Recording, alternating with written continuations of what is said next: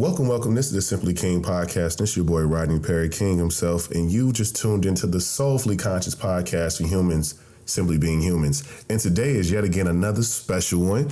Right back at it, and I'm so glad to finally be able to sit down and record a conversation with my guest today.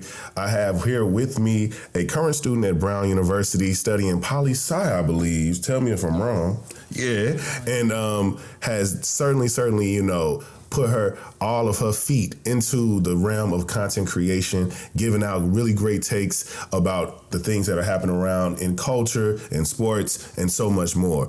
I had to talk to her. Love her look. You probably have seen her on TikTok because it's mad moody, but it's real good lighting and everything. It hit her skin just right. It's bomb. Please welcome Sydney Rosant. Thank you, Robin, for having me. I'm definitely an admirer of your content, the way you address things in such a nuanced way. I admire it. So when, you reached out, I was like, yes, obviously. I love that. I really do appreciate it because I swear you don't know what people really feel about what you be saying.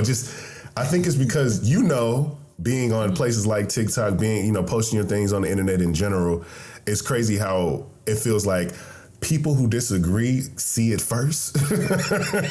It's I ain't for this shit, and I'm gonna tell you. And it's why are y'all here first? And then they don't like you. They will let you know. And then I'll meet people out in public in real life and bring up a post I made or something like that, and they'll be like, "Oh damn, you make content like that?" I'm like, "Yeah, damn, that's really, I like how you put that." I'm like, "Thank you." Shit, I wish you was. I wish I could have captured that as a comment and threw it up in here for my analytics, so that all I'm getting is not just a bunch of people disagreeing with me, because it's so interesting. I don't mind the debate. I'm very well versed in, giving the pros and the cons of certain things, but I think a lot of people aren't. It's a lot of people just really want to argue. And I don't mind discourse. I don't mind speaking to somebody who maybe just doesn't see things the same way I do. But what is weird is if we both aren't coming at this in a nuanced way, because you might be coming in it from this way and I might be coming in it from this way, and we might find some middle ground. But these days it feels like people have walls up that are meant to just forever be boundaries of just obtuse thinking, that it's kind of what's the point? No, I feel this way and I'm going back and forth with you because I feel like you need to stop saying shit like this. And that's weird to me. It is. And I think that for whatever reason, some people, when they get triggered on social media or they hear something they don't like, they let loose. And I think it's also the fact that it's not a in-person conversation, because I feel if I were to interact with the people who disagree with me in person, I'm not saying they would agree with me at the end of it, but it wouldn't be oh, you're never gonna find anyone and you're this and you're rude, you're the issue with the world, da, da, da. It would not be like that at all. It wouldn't. I know it wouldn't be like that for me. I feel like I've been in those situations in real life, and people cannot keep up because they don't have no time.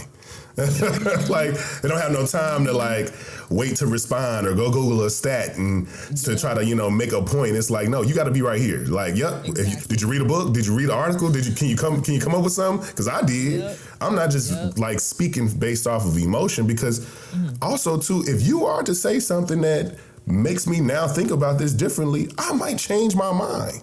But the fact that, so that means I'm not sitting here basing my identity into my opinion. But I think a lot of people believe that if you believe in certain things and make space for certain things, that says so much about, the person that you are. But what's weird about that is all these things can change. All these things can grow and progress with more information. I think a lot of people, that's why they get defensive, because it's you gonna tell me I ain't woke, you gonna tell me I'm problematic because I feel like it's kind of weird for dudes to wear dresses. And I'm all those things can still be true. You could be weird and problematic and all those things, but are you cool with that? Because that's the thing. That's the thing that I always say to people is people can have whatever opinions they would like to have, but the problem is it seems like they're the ones bent out of shape that other people find what they believe to not be okay. And it's if you really don't care, and if you really standing 10 toes on what you believe because you believe it profoundly, then live in it. Be a bigot. Exactly. Be a proud bigot. You know what I'm saying? Proud of it, you know? That's my thing. Like, when you name what it is, it's like, no, it's not that. But it's like, no, but it is that. It is that. And like, I mean, it's so long as you're not harming anybody, like, you can just say, like, hey, I don't like women, or I don't like black people. That's what it is. And we're going to treat you as such. Like, oh, why you don't invite me nowhere? You literally said you don't like women, bro. I'm not about to. You think I'm about to? I know a bunch of women in my life. Hey, you're not about to come over here with them and rile them up for no reason. It's not gonna go together. I invite you to the next woman haters club meeting, okay? Whenever I go, you know, right? I'll make sure you get the invite, you know. So exactly. It's weird. It's weird. Now there is something that I do on my podcast every now and again. It's a reoccurring segment called the Twitter Check-In, and I would like to do something very special with you, and that is for this to be my last Twitter check-in. And I want to say it's my last because I'm sick of Twitter. Oh. I love it. I've loved it for a long time, but I feel like I need to, just repackage this whole segment, because it's really just my quick way to kind of capture something with popular culture in the news. Right. And I'm creative enough to come up with a whole new name and concept. Right. So let me usher in what shall be the last Twitter check-in. Let me get my little music going. Hold on. Okay. Here we go. The music. Let's go. Can you hear that? I can't. Oh, I guess it might not be coming through on your end. No, I hear it. There you go. Okay. All right.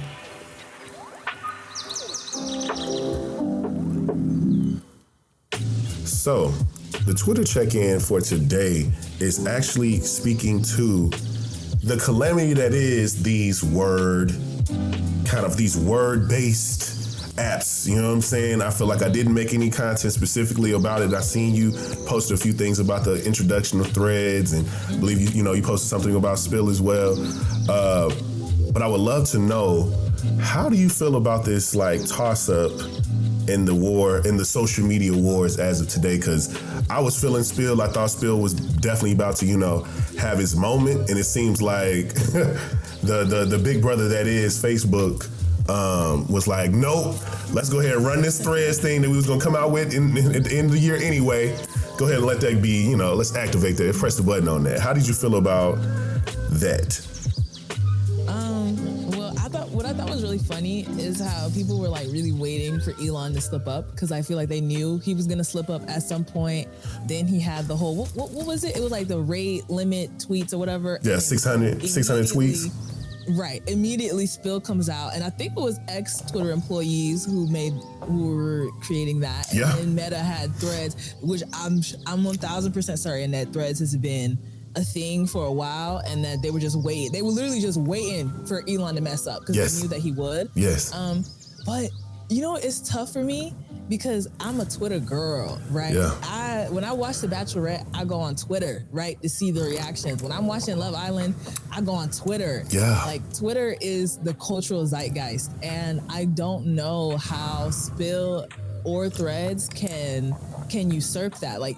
As awful as Elon is as a leader of that company, I just think that Twitter has the decades and years of being the place that we go for word-based messaging. Yeah. And so it's going to take a lot for us to, to go somewhere else. And so even with Spill, I tried, I spilled twice. I got 3 threads. I'm like, this is fun. I haven't checked Threads in a few weeks. So it's just I don't know. We'll see. I'm open-minded. I'm a content creator. So I'm if there's a new space where I can share, my thoughts and everything, I'll consider it and check it out. I feel like I was very much in the Spill. I know one of the people on the, development team. And he went to my alma mater. He's from Atlanta too. And love it. Right. And so I was on Spill probably about 2 weeks before everybody else jumped on. And it was real cool. And I think, it was dope to see what they had going on over there. And I thought it was very much an ambitious undertaking that they was like even what they were attempting to do. And then when they had that moment of like being number one, surpassing, I think that's what made Facebook kind of wake up too. Was because when they passed WhatsApp and Facebook on the, top free downloaded apps in the Apple Store, I think that was like, oh, so they really doing things. Like they really are out here getting people to download this app. And like they sending out these, I remember I had like at least like 30 little invitation tickets, golden tickets for a second. Like it was for some reason, it was just, so I was just sending them things out. And so I couldn't have been the only one. So it was definitely like rapid growth and definitely got stepped on by Threads. And unfortunately, I think because of the familiarity and them being the best copycatters, like I think Facebook is like, they were the, kind of like leaders in social media and then became the best like mimickers, I guess, of things. And because they have this like quick way to always boast, like, we got everybody, Yes. We got everybody. 20% of the damn world's population is connected or has some type of connection to Facebook in some way, shape, or form, at least in terms of the internet working world. So it's crazy. You can't really compete with that amount of people and that amount of access. So I think that Threads has to make a lot of major changes because it doesn't have a trending page. It doesn't have any particular aspect that makes it distinctively different than Twitter. Like it's very much like, no, you can repost. You can post some pictures, you post a video, just like Twitter. You know what I'm saying? We got verified things still, yeah. Only thing that I thought was peculiar was the fact that they only tell you how many people are following you and not how many people you're following. I thought that was intriguing. And I think that that's probably the only like edgy new age thing that they're doing. Because I know that, because it's kind of, if anything, it kind of seems like they're using some type of consumer research to when it came to that choice. But Spill is very much still in beta. I think that's the problem. I think that was really the biggest problem with what's going on, is that they were getting a lot of people to come on into the app, which makes sense because you can get more money once you get that, all these particular things, man. But overall, I think that Spill has to find their way in having some particular niche. If it just so happens to become like another place where people can genuinely have an insulated type of conversation, then they may see some success in that.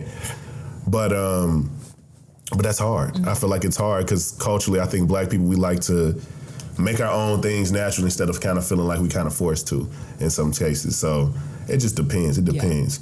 But no, so how long have you been like producing and creating content? That's an interesting question because I started, I would say, April 2021. But I don't count that first year. I don't really count any of the stuff I was doing before, I would say, June 2022, because I didn't know what I was doing. And I got this little cheap microphone from Amazon because I thought that's all I needed. I was like, okay, give me a little $20 USB microphone. The quality was terrible. I was like making videos like on my phone and stuff, but I didn't know anything about lighting. I literally did not know anything. So when I would post, I would be getting 5 views. And I'm like, oof. Yeah. I was like, oh, this is gonna be a long road. But I think it was a labor of love. So I just kept on gradually, I got my little Rodecaster Pro and then I got my little microphone, and I was just like gradually, I wasn't growing in terms of like following, but I was growing in terms of like knowledge and like learning how to create something that looks like something I'm proud to put out, right? And then I took a year of school because I got sick, but that really, it was terrible at the time because I was like depressed and sad and like not doing well, but it gave me time to put everything into this craft, right? I love that. And so got a job, saved up for my first camera. I was like, all right, now that I have this camera, I'm going to post every single day. Now, I didn't post every single day, but I posted like most days for the most part. It was probably like 6 days out of the week that I was posting. That's good, and though. then I started, so I started growing. And even like looking back, I feel like my growth as a person is intersected with my growth as like a creator. And I can like see like where I was and like how I was viewing things. And so it's kind of nice. It's almost like a diary of sorts into like where I was. And it's funny. My therapist is the one who pointed that out to me. when he was just like, how long have you been doing your podcast? And I told him, he was like, damn. So it's kind of like you got a cool like live, almost like, visual journal or audio journal almost of your life. Because if you are talking about these personal things and topical things that's happening in the world, like you get to see kind of where you were and how you were thinking. You can always go back to those things. And I was like, damn, I never really thought about it like that. But I guess I do. And so I applaud you for, sticking with it, because I think a lot of people can get discouraged in content creation, especially in those earliest of times where, nobody's looking and you're just now trying to like introduce yourself to the digital world in that way. And people are like, who the hell are you and how can you have an opinion? And I think the consistency and the quality is what kind of, cuts you through so much of the, the BS that's out there for real. Like, I think that for me, being consistent, but also not knowing that, the way that people are viewing these things isn't like, I shouldn't take it so personal.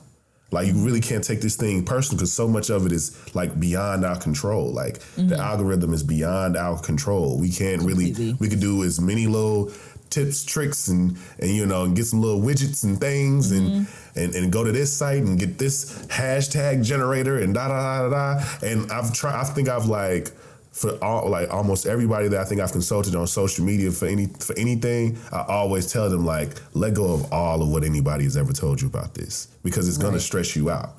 And because people see social media as something that you have to like kind of crack and win in a way. Yeah. And and that's the point. It's like, if you gamify this, it makes you even more addicted to it. And so I always try to like get people to detach themselves from it, because at the end of the day, you're not going to be even producing the thing or promoting your brand or doing whatever you need to be doing, whatever you need to be doing, if that's the case. Right. And so I think even, sorry. No, go ahead. I think for me, like, you talked about like the opinions that people had. And I remember probably like late last year, I started aggressively addressing like their passport bros. And I don't want to say I regret it, because I'm glad that I'm not gonna say I was like putting people in their place type thing, but I was just sort of saying what it is, naming the misogyny, naming the patriarchy, naming the things that are making people, travel to third world and developing countries and trying to exploit the women and girls who are there. But that was the first time I really started receiving like truly personal backlash, where people were like making response videos about me, telling me that I'm nothing, telling me I'm this, I'm that. I was like, I used to think it was a weakness, like turning your comments off on certain posts, but I was like, I can't do this. Like, this is crazy. I was like, I gotta turn my comments off, right? And I gotta take I literally had to take a couple days, because I was like the influx that I was getting was I was so confused, because like some of the posts would be like from like 3 or 4 weeks ago. And then I would get I would wake up with like 99 comments. I'm like, why are y'all commenting on this post? But like you said, the algorithm is completely out of our control. I don't know when somebody's going to see this video. You know what I'm saying? Right. And so I was like, oof, I learned my lesson that day. Not that I wouldn't do things the same way, but just knowing how things work and knowing that these things are not out of my control, and how people are perceiving me isn't in my control. Right. And I think that for me, I'm big on, on the perception of things and what it is that I can control too. And I think for me, it's kind of like, if I just keep finding the people who are my peoples and, folks who want to continue to have really dope conversations and add to something that's productive, then I'm going to be fine. That's all that really matters. Like, so bring on all the naysayers and the folks who going to hate or point out certain things because you're just not saying something that's either, palatable to them. And the crazy part about it is, in so many cases, I'm for them to a degree. Like, like what I'm saying could be to their benefit if they open their minds up. Because some of the content I've made is not only just in the realm of like culture, but also in a relationship and interpersonal context, and judging how we treat each other, within the Black community, just as people in general. And like, I think that those always, to me, get the most backlash from those things. I feel like political views and my views on culture, it's the debate of the minds. But I think anytime I say like men should show up this way, or and this, I notice that this is a thing that women do, and this contributes to why men keep keep showing up this way, and it's always the thing. It's like, nah, you can't bring us into it. It's like, but I'm literally expanding this thing out. Like, trust me, we all are sitting here getting on the ride of patriarchy every day and got to find a way to get off of it. So it's not something that I'm trying to point blame at or whatever. And are you really hearing what I'm saying? You know, did I say like it's women's fault why this, that, and the third, or is that what you heard this come out to be? And I think that that's kind of what happens all the time on the internet. It's like people kind of cherry pick the pieces out, find those buzzwords, and then try to regurgitate what you're saying in the comments by being like, see, you sound like you hate men. See, you sound like you hate this. Or you sound like one of them, people who just placating into what is it? What's the pandering? Like you just pandering or something like that. And I think for me, I'm for people being able to be themselves. And so for me, it's so weird to me that there is a concerted effort, a whole genre of content even that's dedicated to like blaming women for things and like blaming everybody, else for things. And I think that these spaces like the manosphere and the red pills and these passport bros and all these different things, like it would be so much more constructive if these men were actually doing the work and not kind of finding these like ways to escape. The red pilled niggas are out here just working out and telling everybody that you can get any woman that you want, and they gonna listen to you if you're an alpha male. The manosphere niggas are over here giving you all these statistics on why some random, single mother is the reason for your misfortune.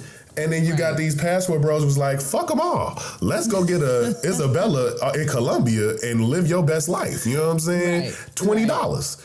It's weird. It's all strange, and none of it has anything to do with them. Like none of it, it's all these things, either them trying to interact with other people to satisfy their egos, blame other people to satisfy their egos, or just find some type of other escape to and then generalize that this is something that every man can do. And it's just so crazy to me. But, that's my soapbox. But to keep going, I would love to, because as I said in the introduction, you attend a Ivy League, and I think that it's so intriguing. And I can imagine that, especially when you first started, when you probably first started school, everybody had shit. Probably when you got the damn acceptance letter, probably a lot of folks just like, oh damn, oh shit, all right, okay. Tell me what was those first reactions? Because I'm not sure if if anybody else in your family was Ivy, but tell us about those first reactions from people. Either they always assumed it, did they expect it? Tell us about kind of how that was. So I'm the first person in my family to go to an Ivy League school. Okay. And so I don't want to say like the Ivy League was always where I was trying to go, but my goal was to play basketball at Stanford. That was my dream school. I had spent a lot of time in that like Bay Area, Silicon Valley area. That's where I spent the majority of like my childhood. Yeah. And so I went to school walking distance from Stanford, right? Dang. So, yeah. So like, that's where I wanted to go to school. I grew up going to NECA Gumake and Chineke Gumake's games. So like, pretty much like I was obsessed with Stanford, right? I see. That's dope though. Right. So like I knew to play basketball at Stanford, I had to be an excellent athlete and I had to be an excellent student. Facts. So the 4 years of high school, that was what I was committed to. Didn't have much of a social life, didn't care to have one, didn't feel like I was missing out on anything. Cause like I knew I was like, I want to play at Stanford. Yeah. But that didn't happen. I think on the academic side, I was fine. On the athletic side, I was undersized. I'm 5'8", but I play shooting guard, combo guard, but mostly shooting guard. Yeah. So those girls are 6 feet tall. They've got longer legs than me. So I'm not going to be able to guard them, and I'm not going to be strong enough. And I didn't put in enough effort, I feel like, into like my body specifically, like from a skill set perspective, I had it all, but from like, just like athleticism and things of that nature, I just didn't understand my body yet. I didn't understand what it meant to be like agile and mobility and stretching, all these like little, like these really, really small details that make the difference. I wasn't doing those things. But I was good enough to play like mid-major, right? So, junior year, one of the assistant coaches at Brown follows me on Twitter, but that's really normal. Like, you're just gonna have coaches following you just to like basically stalk your page, see what you're about, that kind of thing. But I didn't think anything of it. I got invited to this All-Star game in Dalton, Georgia. I don't know if you know where that is, but it's like, I've heard of Dalton. It's like right next to Tennessee, pretty much. Yeah. And I had a really good game. I had like 13 points in 16 minutes. I took this crazy, like near half court, one of those like Curry type bombs. Yeah. So me and my dad were walking out of the gym, and the head coach of Brown at the time, she runs up to me. She has like her bags and stuff. She was like on the way to the airport, and she was like, "I loved your game. What's your GPA?" I said, "I have like a 3.9." She was like, "Oh, perfect." Here's my phone number. Perfect. She's like, "That's all I need to hear." She was like, "Here's my phone number. Call me tomorrow." So then I call her the next day, and I get my offer to go to Brown. Damn, like that? Yeah. Yes, like that. Damn, that's smooth. That's smooth. Yes. So, had you ever been to Rhode Island prior to you going to Brown? Nope.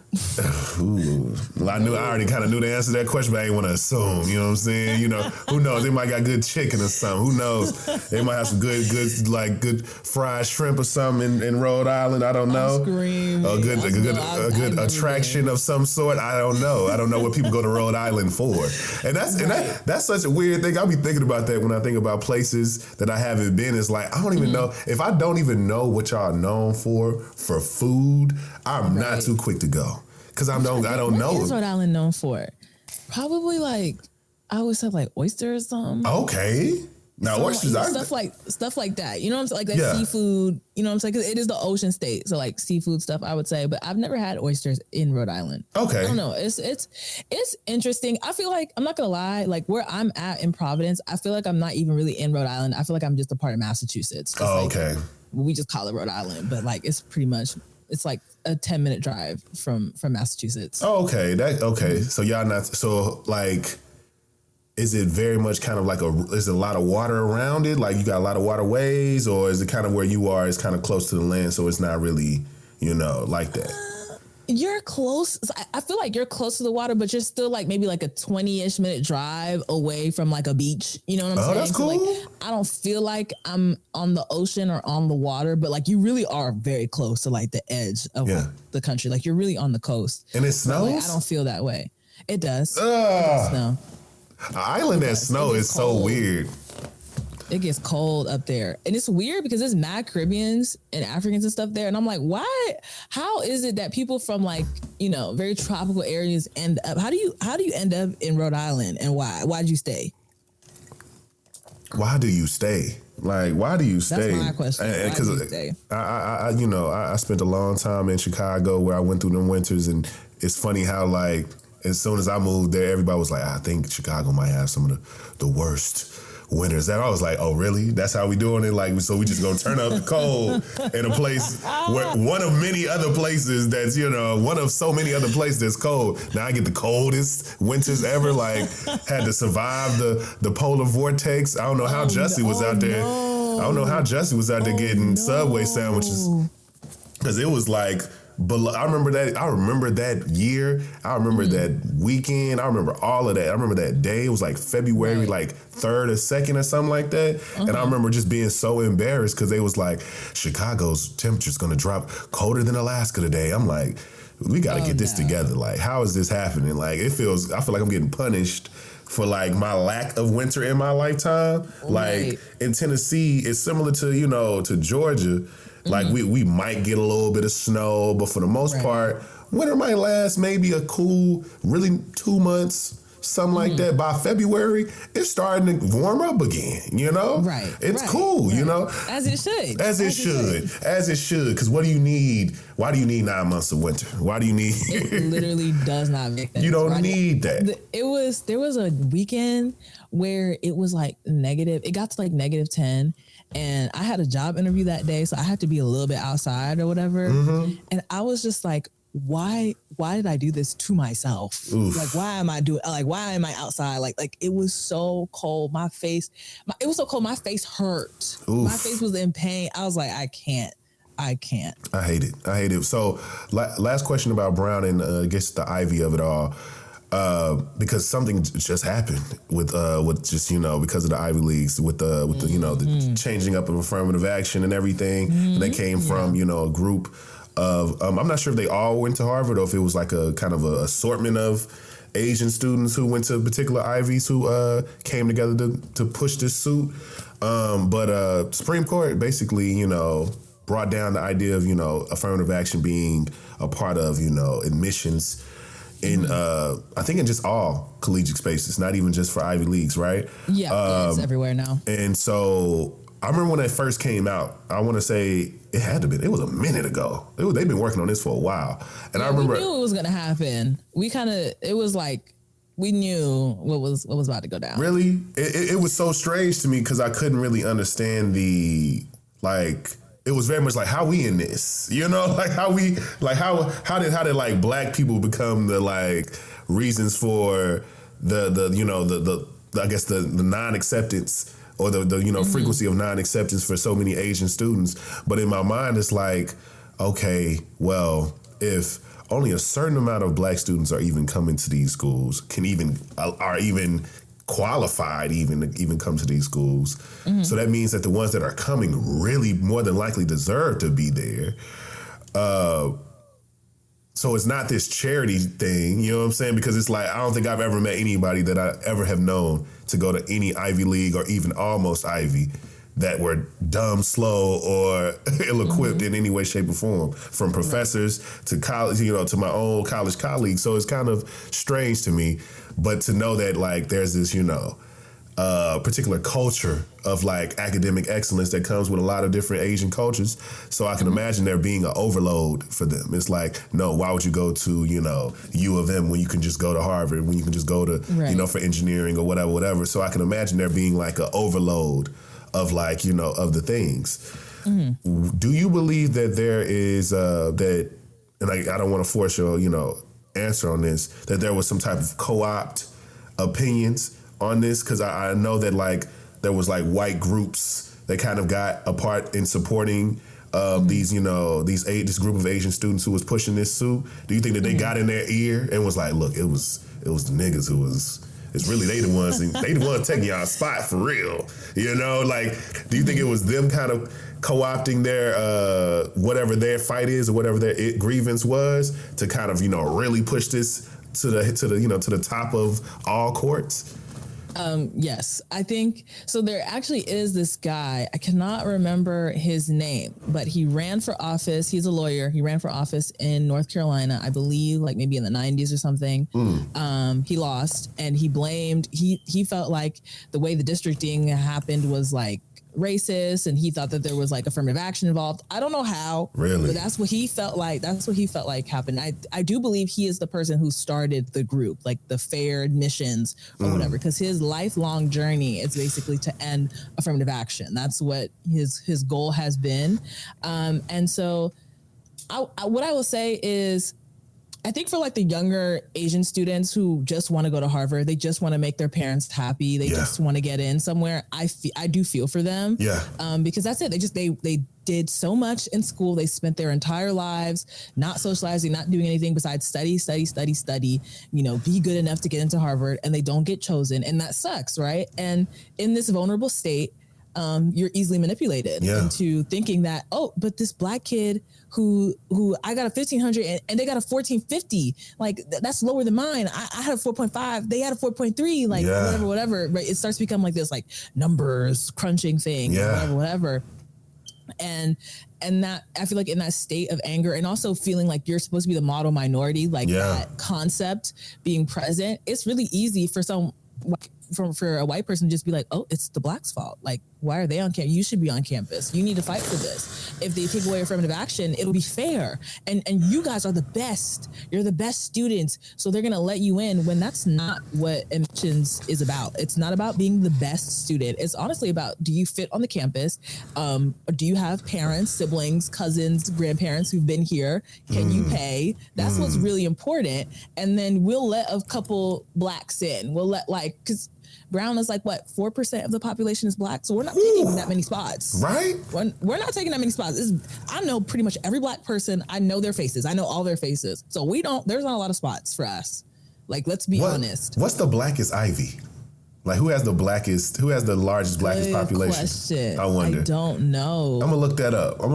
Because I think good question. Because in my mind it's like, I feel like it was us at some. I don't know why, but I just felt like that's kind of ironic. If Brown is the,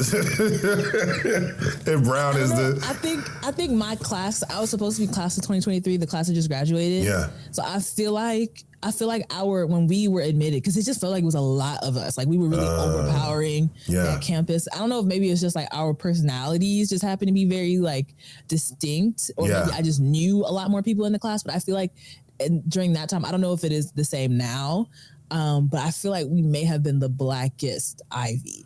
Damn. I mean, I don't know. That's my personal opinion. Could be. I'm gonna look that up. Pride thing or something. Yeah, no, I'm gonna look that up, because the reason why I say that is because for everybody listening, the context of, you know, for anybody who really doesn't understand how a system of affirmative action, those policies and what that created for so many, not even just at Ivy Leagues, but also at a lot of different, you know, institutions, private and public, created these, you know, very public quotas to a certain degree, where they kind of, you know, got to a certain point and they just managed that thing. So if you go to a state school where, let's say 20%, let's say between 15 to 20% of the population is black, they kind of try to keep that maintained. They don't really try to go too far past it or too far under that. They just kind of try to stay in that range. Let's say when it comes to the Asian population, there's, you know, let's say between, you know, 18 to 22.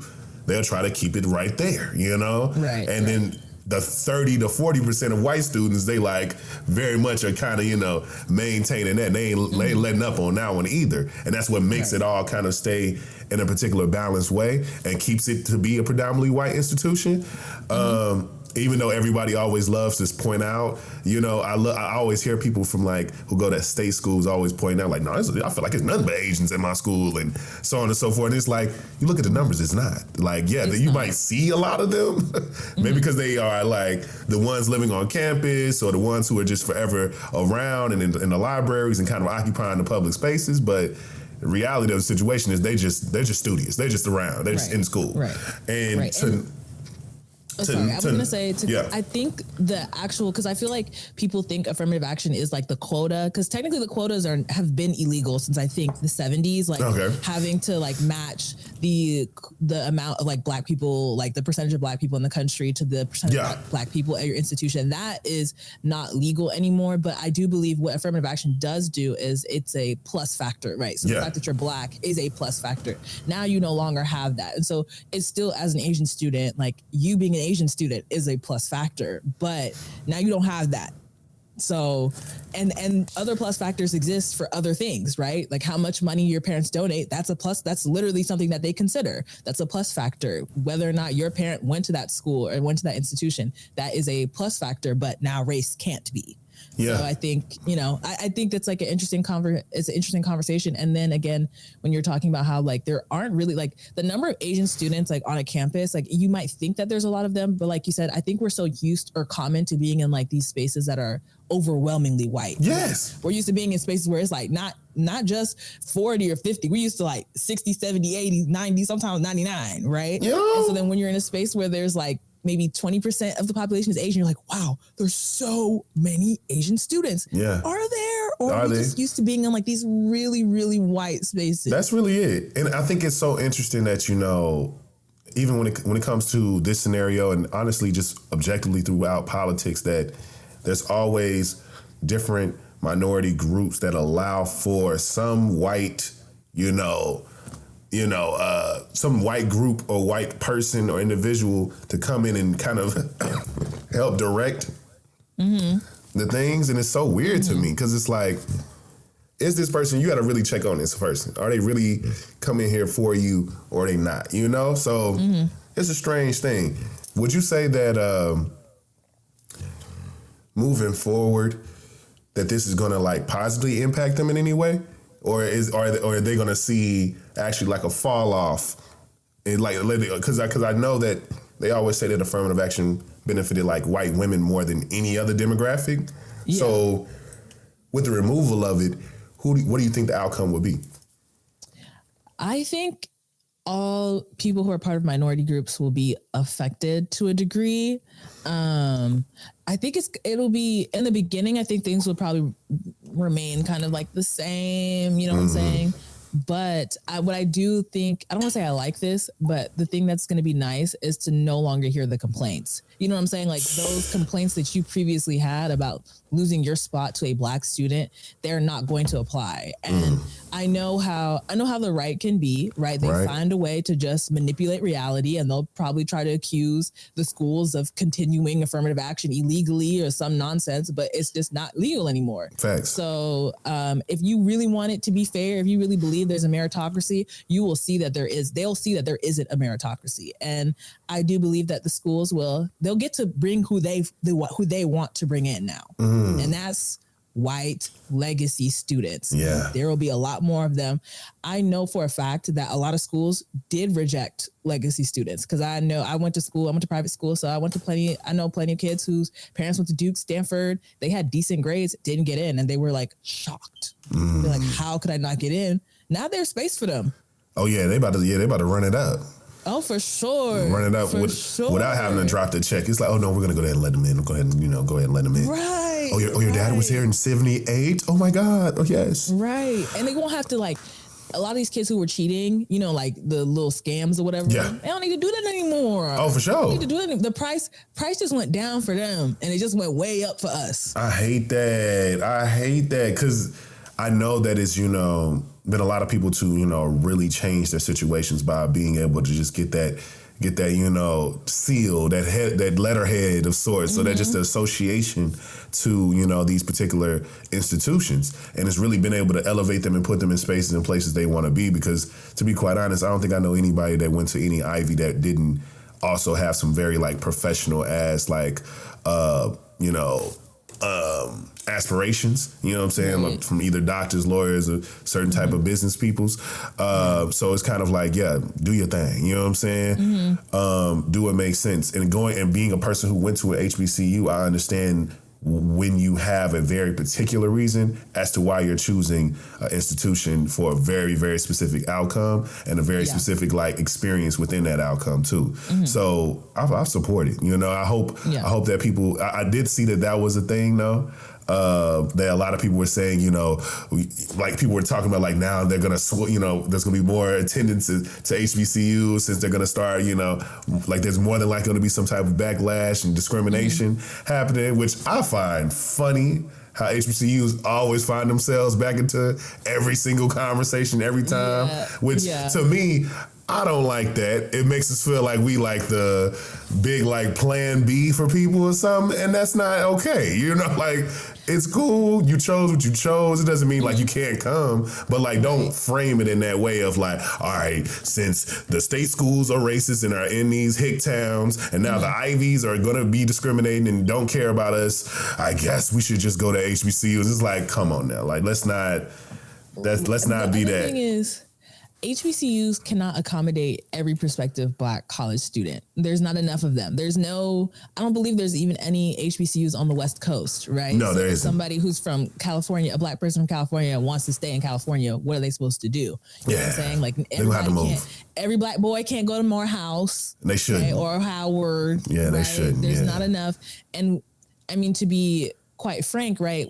If there is an influx of students at these institutions, do they have the infrastructure to have all these students at their school, right? Can they house that many students? There's so many things that you have to coordinate. For sure. And I feel like people just thinking, people will go to HBCUs now. There's plenty of people at HBCUs right now. HBCUs are educating tons of Black people right now. Yes. Do they have the ability to educate even more? It takes a lot.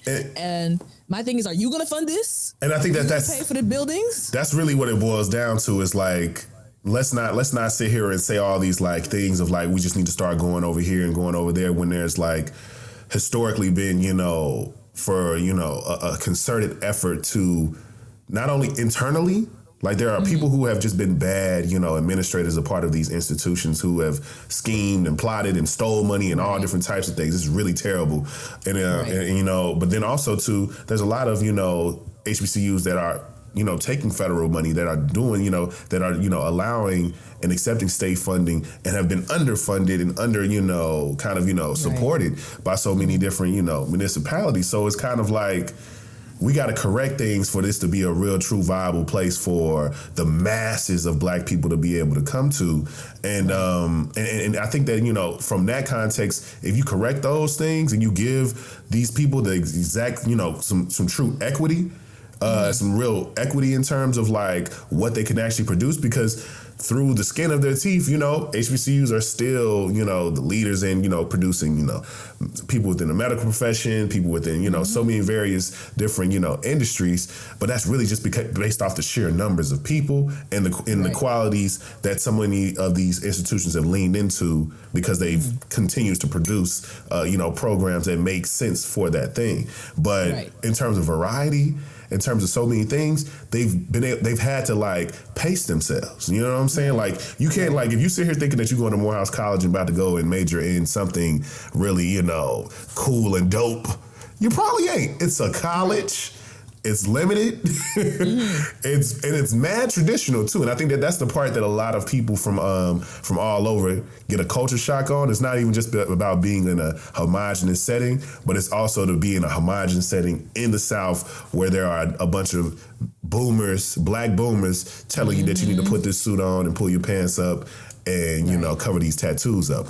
Those are issues that everybody else don't really ever have to deal with. You know what I'm saying? Those very insulated things, those are things that we really have to, see in a lot of other spaces and places, because you're dealing with other things. It's just all about your race then. But when it's a homogenous setting, then we start to get into the like real underlying things that Black people kind of go through, from the, the gaps in generational things to all those different things. So the the sexism, all those various things that kind of happen there. So it's a lot of issues. And great segue into what we can kind of end on is I have a question for you, and that is, what are Black people's politics really? And I think, I've seen, a few of your posts about, kind of commenting on various, current events that have occurred. And I think that right now, I would say that a lot of people are so surprised when they realize how conservative so many Black people are. Would you say that, that there is this kind of, loose identity of like the objective Black consciousness, I guess, in terms of politics? Because to me, I think that it's not, I think it's very similar, but it's also very disjointed at the same time. Like, people have like a hodgepodge of things. Like, you might be conservative in these ways and liberal in these ways. It's really not all just one thing, because we happen to be African Americans or just African immigrants or whatever it is, just Black people in general. What would you say is the real politics of Black people in an objective sense? Oof, it's hard to say like what is the real politics of Black people, because like I think in a way we're forced to be a monolith in terms of policy, because we don't have a choice, right? I've been having this conversation back and forth with some of my mutuals on TikTok, and there's a lot of like, we need to vote third party. We need to vote for Cornell. We can vote for Cornell, and in the next 4 years, we might not be able to vote again. So like we don't have like the choice to like express ourselves and our true desires politically, right? But it does come out in certain ways, like socially. And so I would say you have some people, like you have the Dr. Umars, right, who are these white supremacist revolutionaries, right? They want to create some sort of revolution, but they hate gay people. Facts. So what are you? You know what I'm saying? Like, you've got leftists, you got people who are like fully leftist, but refuse to educate other Black people, right? The minute they hear something that sounds remotely nationalist, they're calling people, I don't want to say the C word. I don't know if I'm allowed to say that on here, but I was on a live the other day where this woman, she was Caribbean sister. She was like, I actually like America. Like, it's giving me, a lot of opportunities. They call her a coon immediately. I was like, hey. I was like, whoa. Like, I think Black people, when it comes to our politics, it's such a diverse range. And I think other groups of people, I think it's similar with other minority groups, but we're the only group I feel like that truly like votes the same way, because we don't have a choice. Yes. And I hate that for us, because to me, I feel like, I literally just met a podcast producer a few weeks ago, and she produced a podcast that's about local politics here in Georgia.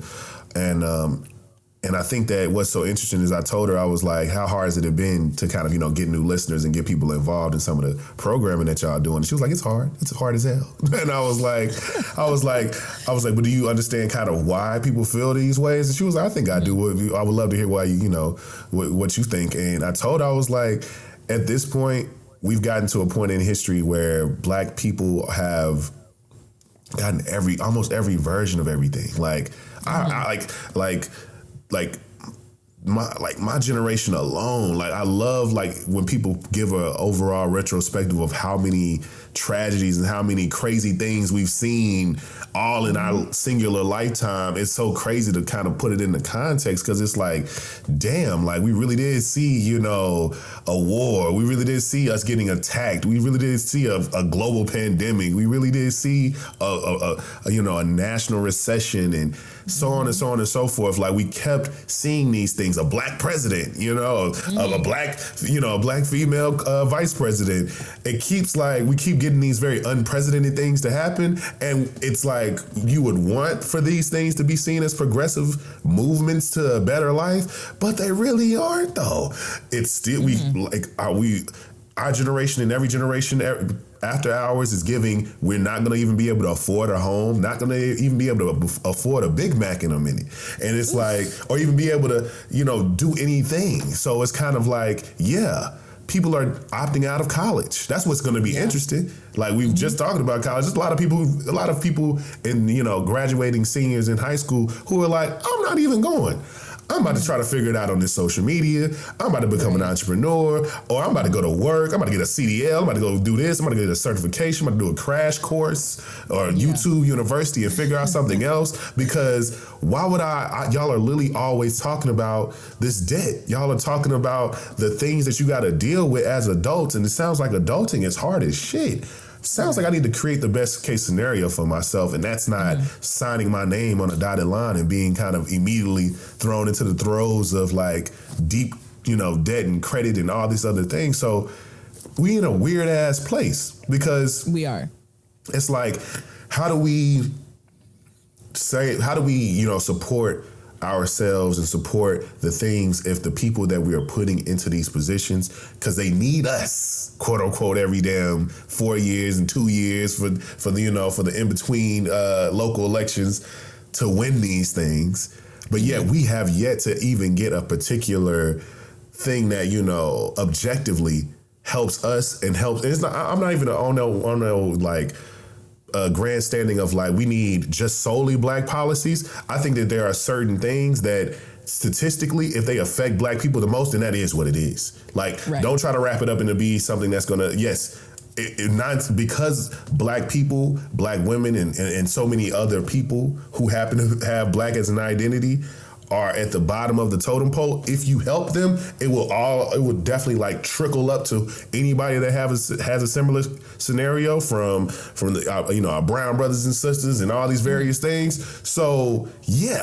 just say what it is. Like, just let it be what it is. If the stats are showing that the majority of people who still are on welfare are still kind of dealing with these particular things and are also not having any true, advantage in kind of getting out of that system, we need to do a little bit more. Some more needs to happen. And I think that for me, I hate that, politics is something that we even have to even deal with, because I feel like politics has always kind of ousted Blackness in various ways, and has done it in a very covert ways with, by manipulating economics.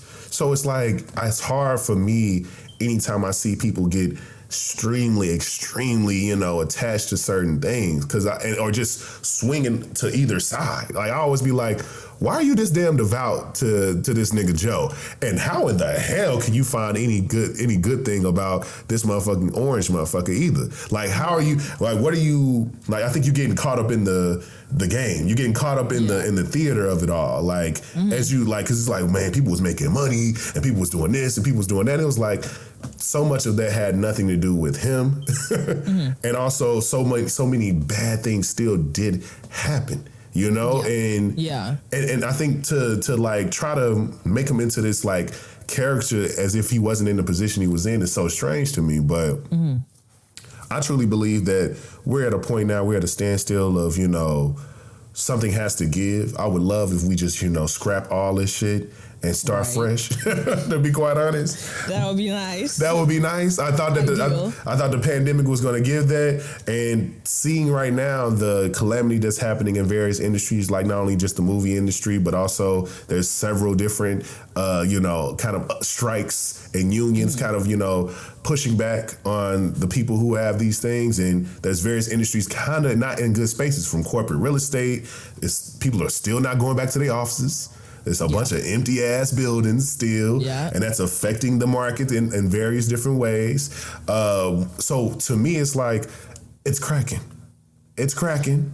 Let this motherfucker break and like let us do something else. And I think only black people kind of are okay with that, because it's like we really never lived in an environment where it was just for us anyway, or for us in any particular way. We kind of just had to deal with it and just keep making lemonade, you know? Right.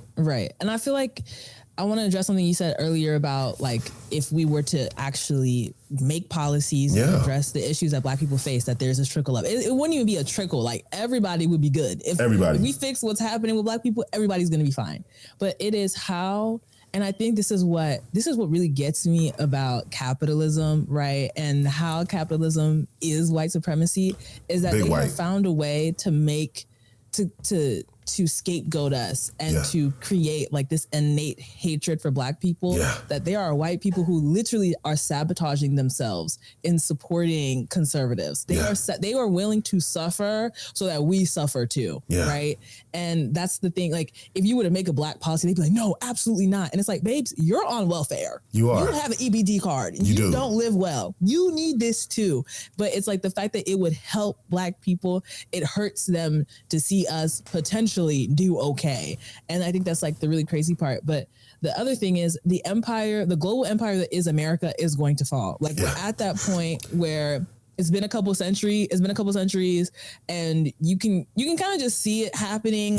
You see like I think it's BRICS. So it's like Brazil, Russia, India, China, and South Africa. They're creating their own G7 of sorts. And so you see the other powers making their own sort of imperial. They're not even using our money anymore for exchange, for trade. And I'm like, so the America as a country, like we're literally on the decline, and we're just watching it happen. We're watching our domestic politics, like we're literally watching fascism before our very eyes. And so it's only a moment of time before there's another global superpower.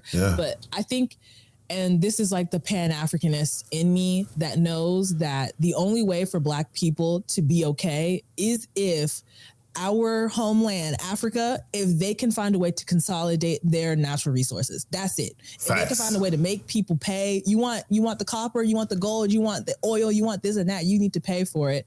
But then again, that's a whole nother discussion. But that's really what, and that would change the world. It would. And that's what the quality of our existence really depends on that continent. And I know there's some people who are like, I'm American, I'm a foundational black American, I don't It's like that affects you. How you get treated is how they get treated. Facts. That's how it's been since 1601. Right. Since they put black people on ships. How they get treated is how you get treated. So I think that like, I would say if people want to focus on something, it's focusing on that. It's finding ways to, how do you, as an American, with your dollar that is worth something right now, how do you support Africa? How do you know what I'm saying? How do we navigate that? How do we create like an environment where black people globally are finding a way to get some power? You know what I'm saying? I think worrying about what's going on in America is done for. They out here changing history books. We already know what they're trying to do right now. They're trying to go back. They're trying to go back slowly but surely. So how can we find a way to ensure for later generations, because it probably won't affect us, is going to be people like, 2-3 generations from now who have to deal with the fallout of what happens here, if the earth even makes it that far. Man, because they really running it up. They really running it up in every single type of way. And it's the worst thing ever. But I swear, I swear, I can talk to you for so long, and you giving me so much. You giving me so much, and would love to have you back on too to keep on chatting. And to be quite honest, it feels like, I want, and I really, really encourage people who want to, dive into, content creation, that, to just do it. Yeah. Stop putting it off, to just do it, because I believe that for, the fact that the journey for you has been one that you still enjoy and still like to do and still find some sense of outlet. Because for me, that's what it was for me. You know what I'm saying? It truly, I feel like starting the podcast saved my mind and sanity, truly, yes. Because I was all over the place when I started this. I didn't have a job. I was fresh out of school. You know what I'm saying? I was in a new relationship. I was feeling very much like it was the worst, Right. And to know that I had this outlet to be able to, look at the world and look at what's around me and be able to create things to express myself, it helps. It helps so much. And especially when you find your voice and find where you're unique in the space, it makes a complete difference to everything. But let me ask you, can send it on. And my send it on portion is my call to action. And what I would love for you to do is let everybody know how they can support you. I mean, just, follow me on the gram, Sydney Rosant, SYDNEYROSANT. That's the same thing on TikTok. That's really where I do most of my posting. I also do have my own podcast called Sydney Safe Space. So you can check me out on YouTube as well. And I am starting to post on Spotify, Apple Podcasts and everything too. So, just follow me on there, listen. Hopefully, I talk about everything, pop culture, entertainment, sports, politics, all of it. So I feel like everybody, whatever your interest is, you're going to get a little bit of that from me. Hell yeah. Y'all got to go listen to her. And it's great. Like I said, y'all gonna like the light, and it's real alluring. It brings you in, makes you able to easily pay attention. And she be having some cool takes too. You know what I'm saying? Like about a lot of different things. So highly, highly suggest for you to tap in, follow. You can find all the things to keep up with Sydney in the description of this episode. You can follow me everywhere that podcasts are available. Listen to Simply King Podcast everywhere, especially on YouTube. You can follow me at Kings_Memoirs on all platforms. All of them. I'm on all of them now. I'm tired. Y'all need to, whatever war that's happening, somebody need to go ahead and just lay down, because I'm tired. I'm not posting on everything. I'm going to try my best to keep up, but golly. You can follow the podcast at Simply King Pod on IG, as well as go and like the Facebook page. And if you need anything in the realm of creative production or digital marketing for your business, brand, or idea, check me out at lifeisking.com, and you can see examples of work at Life is King on IG. So I appreciate y'all. I appreciate you, Sydney. Thank you so much for giving me your time. This is going to be dope. People are going to enjoy this. It's going to be informative. They're going to get into your shits. You feel me? Right. This has been the Soulfully Conscious Podcast for humans, simply being humans. I have been Rodney Perry, also known as King. This has been Sydney Rosant. And this has been Simply King. Peace.